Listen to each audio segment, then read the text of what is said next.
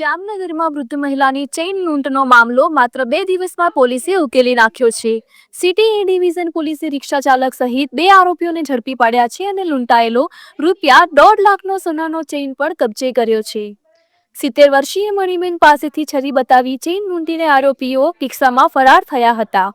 પોલીસે સીસીટીવી અને સર્વેલન્સના આધારે આરોપીઓને ઝડપી લઈ ₹3 લાખથી વધુનો મુદ્દામાલ જપ્ત કર્યો છે। હવે સાંભળીએ સમગ્ર કાર્યવાહી વિશે પોલીસ શું કહે છે।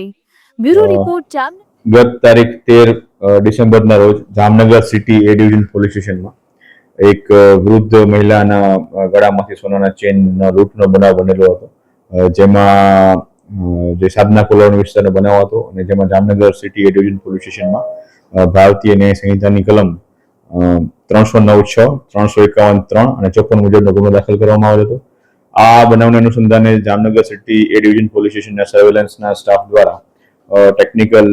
ઇન્ટેલિજન્સ અને હ્યુમન ઇન્ટેલિજન્સની મદદથી આ ગુનો ડિટેક્ટ કરવા માટેની કવાયત હાથ ધરવામાં આવેલી હતી, જેના અનુસંધાને જે પોલીસ હેડ કોન્સ્ટેબલ વિપુલ જગદીશભાઈ સોનગરા, મહેશભાઈ તુડાભાઈ મોરી અને પીસી રાજેન્દ્રસિંહ ડોડિયા, હરપાલસિંહ પરમાર આ લોકોને અલગ એક બાતમી મળી હતી અને સાથે સાથે ટેકનિકલ એનાલિસિસ કરતા જે આ બનાવમાં ઉપયોગમાં થયેલી હતી રિક્ષા, જેનો નંબર છે GJ25V0908, આ રિક્ષા ઠેબા ચોકડી સાઈડથી જામનગરમાં એન્ટર થતી હોય પ્રકારના સીસીટીવી ફૂટેજીસ એમને મળેલા હતા। આ જે ફૂટેજીસનું વધારે એનાલિસિસ કરતા એમાં જે 2 ઈસમો હોય એમાં જણાતા હોય કે 2 ઈસમો દ્વારા આ રિક્ષામાં આવેલા હતા અને એ બંને ઈસમોનું ત્યારબાદ તપાસ કરાવતા જે બંને આરોપી જે છે, જેના બંનેના નામ છે અતુલ દિલીપભાઈ રાજકોટિયા, જે પોરબંદરના છે, અને કરણ ઉર્ફે ગઠિયો હિંમતભાઈ સોલંકી, જે પણ પોરબંદરના છે। આ બંને આરોપીઓને એએસઆઈ નરેન્દ્રસિંહ કુમારસિંહ ઝાલા દ્વારા અરેસ્ટ કરવામાં આવેલા છે અને જે મુદ્દામાલ ગયેલો હતો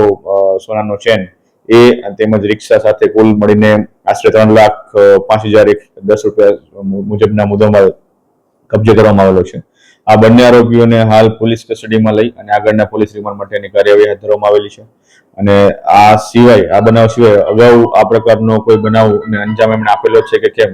અથવા તો અન્ય કોઈ ગુનાહિત ઇતિહાસ એમની છે કે કેમ, તે બાબતની તપાસ હાલ ચાલુ છે।